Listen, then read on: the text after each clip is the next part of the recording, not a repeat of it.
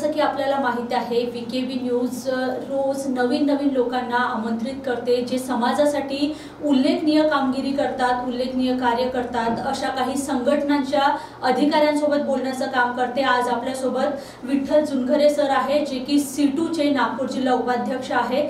Sir, सर्वात आधी तर तुमचं खूप खूप स्वागत आमच्या चॅनल मध्ये। सर्वात आधी तर आम्हाला हे सांगा की C2 कसं कार्य करते समाजासाठी? C2 हे भारतातलं सर्वात मोठं ट्रेड युनियन आहे। ते प्रत्येक क्षेत्रातल्या कर्मचाऱ्याकरता जे दलित शोषित पीडित कर्मचारी आहेत त्यांच्या अधिकाराकरता त्यांना किमान वेतन मिळालं पाहिजे, त्यांना सेवा सुरक्षा मिळाली पाहिजे, त्यांच्या जीवनामध्ये परिवर्तन झालं पाहिजे, याकरता लढणारी एकमात्र लढाऊ संघटना जी रस्त्यावर येऊन लढत असते ती म्हणजे C2 आहे।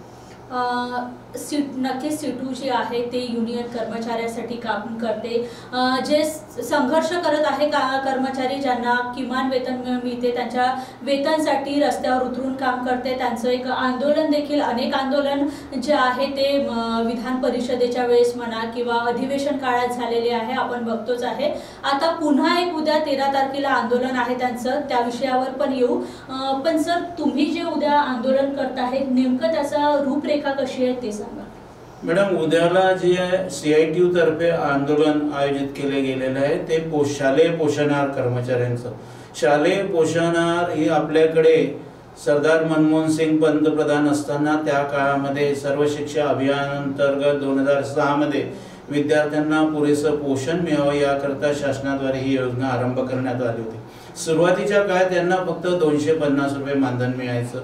त्यानंतर आता महाराष्ट्र शासनाने ते मानधन 2500 पर्यंत आले। या कर्मचाऱ्यांना फार मोठे कामं करावे लागतात। अन्न स्वच्छ करणं, त्यांना स्टोर करून टिकवून ठेवणं, भाजीपाला कापणं, स्वयंपाक करणं आणि सगळे ते भांडे घासून ठेवणं, आणि इतकं सगळं काम केल्यानंतर त्यांना 100 रुपयापेक्षाही कमी इतकं मानधन शासन देत आहे। मागच्या वेळेस CITUने याकरता माननीय मुख्यमंत्री जे त्या काळात मुख्यमंत्री होते, आज उपमुख्यमंत्री एकनाथजी शिंदे यांना संघटनेतर्फे निवेदन दिलं होतं। त्यावेळेस त्यांनी आश्वासन दिलं होतं की मी किमान 1000 रुपये तरी या शालेय पोषणाहार कर्मचाऱ्यांचे मी मानधनामध्ये वाढ करतो, परंतु त्यांनी ते आश्वासन पाळलेलं नाही आणि 1 पैशाची वाढ झाली नाही। इव्हन आशा आणि अंगणवाडी कर्मचाऱ्याच्या मानधनात वाढ झाली।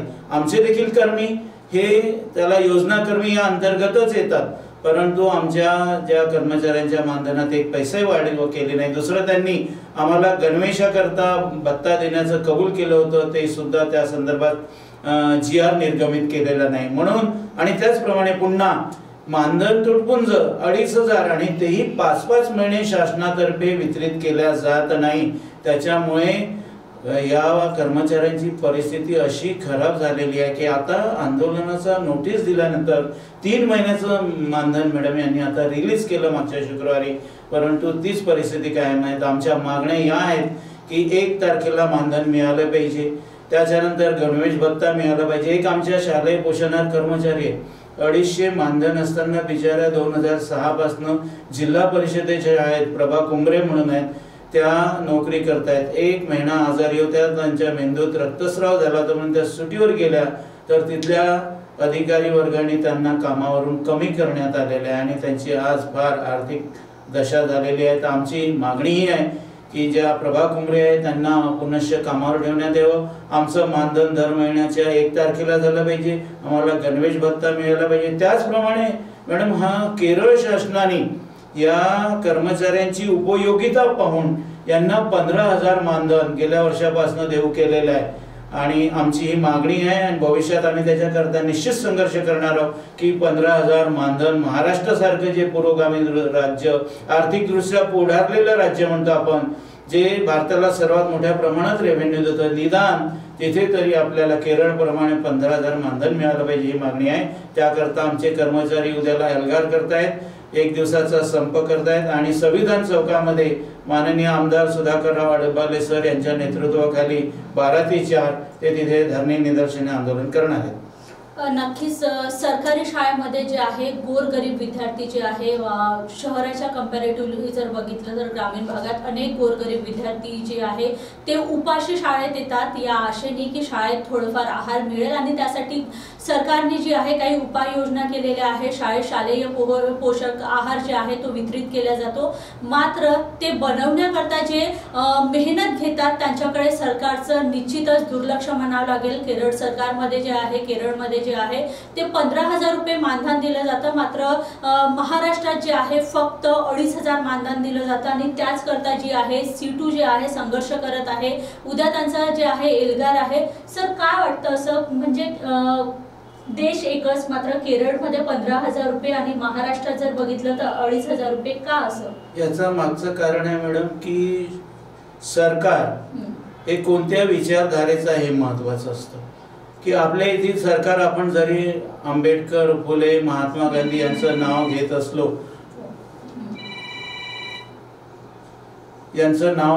असलो तरी इथल्या सरकारला वाटत नाही की इथला बहुजन दलित विद्यार्थी हा शिकला पाहिजे, पुढे गेला पाहिजे हे वाटत नाही। त्याच्यामुळे की हे जे विद्यार्थी निदान खाण्याच्या लालसेनं तरी जे म्हणजे शाळेच्या बाहेर प्रवाहाच्या बाहेर फेकले जात होते विद्यार्थी, त्यांना शेतावर काम करावं लागायचं आपल्या चरितार्थासाठी, पण शाळेत जेव्हा पोषण आहार मिळतो म्हणून तो निदान या आशेने तरी शाळेमध्ये येतात आणि पटसंख्या ग्रामीण शाळांमध्ये टिकू नये म्हणजे ते शिक्षणाच्या प्रवाहाच्या बाहेर फेकले जात नाही। असं असताना देखील त्या कर्मचाऱ्याची उपयोगिता न जाणता हे शासन त्यांचं मानधन वाढवायला तयार नाही। याच्यामागे सरळ हे दिसते त्यांच्या धोरणामधून की त्यांना या अनुदानित शाळा सार्वजनिक शिक्षण व्यवस्था ही नष्ट करायची आहे पूर्णपणे आणि शिक्षण क्षेत्राचं खाजगीकरण करायचं आहे असा त्यांचा डाव आहे। निश्चित एकनाथ शिंदे उपमुख्यमंत्री यांनी घोषणा केली होती काही दिवसाआधी की 1,000 रुपये मानधन जे आहे ते वाढवले जाईल, मात्र असं झालेलं नाही, काय सांगाल?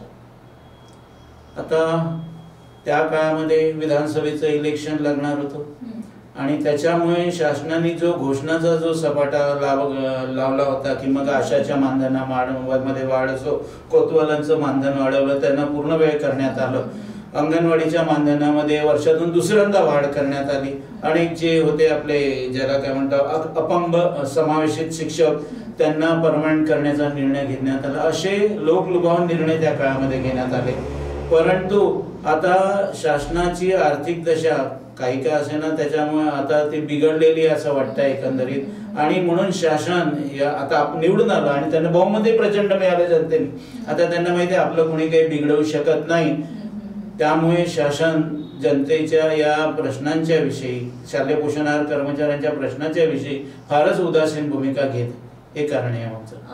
नक्कीच पुन्हा एकदा आपण प्रकाश टाकू सर की या जे कर्मचारी आहे यांचं नेमकं काम काय आहे? फक्त 2,500 रुपये, जर एखादी महिला शेतात जरी गेली तरी यापेक्षा दुपटीने तिला इन्कम मिळतं किंवा तिचं मानधन तिला जे मिळणारे पैसे आहे ते दुपटीने असतात, मात्र फक्त 2,500 रुपये दिल्या जातात। या 2,500 रुपये जे दिल्या जातात त्याचं नेमकं काम काय आहे, म्हणजे काय काम करावं लागतं? हे शालेय पोषण आहार कर्मचारी आहे यांना पहिल्यांदा तर आलेलं जे अन्नधान्य आहे ते स्वच्छ करावं लागतं, त्याच्यानंतर यांना जो भाजीपाला ग्राम सहभागातून असेल किंवा इतरत्र ठिकाणातून तो भाजीपाला तिथे आणावा लागतो, तो भाजीपाला कट करायचा, स्वच्छ करायचा, धान्य स्वच्छ करायचं, त्याच्यानंतर तो आहार शिजवायचा, आहार शिजवल्यानंतर तो आहार विद्यार्थ्यांना वितरित करायचा, त्या विद्यार्थ्यांना आहाराकरता वितरित केलेले भांडे त्याच्यानंतर स्वयंपाकाचे भांडे हे सगळे स्वच्छ करायचे आणि पुन्हा जशाने तसे ठेवायचे, म्हणजे कमीत कमी त्यांना या सगळ्या कामापासून ते 10 वाजतापासून ते 4 वाजता इतका वेळ 6 तास मिनिमम ते याच्याकरता देतात, इतकी सगळे कामं त्यांना करावी लागतात। नक्कीच 6 तास देऊन देखील 10 ते 4 वाजेपर्यंत 6 तास देऊन देखील 100 रुपये मात्र त्यांना जे रोज आहे किंवा काम केल्यानंतर मिळायला पाहिजे ते देखील मिळत नाहीये। फक्त 2,500 रुपये जे आहे मानधन दिलं जात आहे आणि त्याकरता जे आहे सीटू रस्त्यावर उतरलेली आहे आणि उद्या जो आहे यांचा एल्गार मोर्चा जे आहे हा संविधान चौकात असणार आहे। सर तुम्ही काय आवाहन कराल? मी सर्व माझ्या जे स्वयंपाकीन आणि मदतनीस भगिनी आणि बंधूंना विनंती करतो की आम्ही तुमच्या प्रत्येक शाळेपर्यंत वेळेमुळे पोहोचू शकलो नाही, निश्चितच भविष्यात पोहोचण्याचा प्रयत्न करू, परंतु हा जे विकेबीने आपल्याला व्हिडिओद्वारे आपला जो संदेश, आपल्या संघटनेचा संदेश आपल्यापर्यंत निश्चितच पोहोचेल आणि या संदेशाला समजून आपण सर्वांनी आंदोलनात घ्यावं. अभी नहीं तो कभी नहीं या प्रकारची निश्चितपणे भूमिका आपल्याला घ्यावी लागेल, नाहीतर अशा तुटपुंज्या मानधनामध्ये आपल्याला आयुष्य गुजर बसर करावं लागेल. तर आपणा सर्वांना माझी अशी विनंती आहे की मोठ्या संख्येने या आंदोलनात सहभागी व्हा, कारण आमचे शिक्षक आमदार यांनी आपल्या प्रश्नाची दखल घेतलेली आहे. माननीय सुधाकर अडबाले सर या आंदोलनामध्ये स्वतः उपस्थित राहणार आहे. तर मी पुन्हा आपणाला हात जोडून विनंती करतो की आपल्या स्वतःच्या प्रश्नाकरता, आपल्या लहान मुलांच्या भवितव्याकरता आपण या सर्वांनी आंदोलनामध्ये सामील व्हावं. नक्कीच. तर गोरगरीब जनतेकरता जे आहे, गोरगरीब ज्या महिला आहे, ज्या कुठेतरी शालेय पोषण आहार बनवून आपला उदरनिर्वाह करण्याचा प्रयत्न करत आहे, कुठेतरी कुटुंबाला हातभार लावण्याचा प्रयत्न करत आहे, मात्र सरकार जे आहे त्यांना तुटपुंज मानधन देत आहे. त्यांच्या संघर्षात जे आहे सीटू उद्या रस्त्यावर उतरत आहे आणि उद्या काम बंद करून जो आहे एल्गार पुकारण्यात येत आहे. तर सर्व शालेय पोषण आहार बनवणाऱ्या महिलांनी जे आहे या सीटूच्या संघर्षात सहभागी होण्याचं जे आहे आव्हान सीटू तर्फे करण्यात आलेलं आहे. बघत रहा VKP न्यूज. नमस्कार.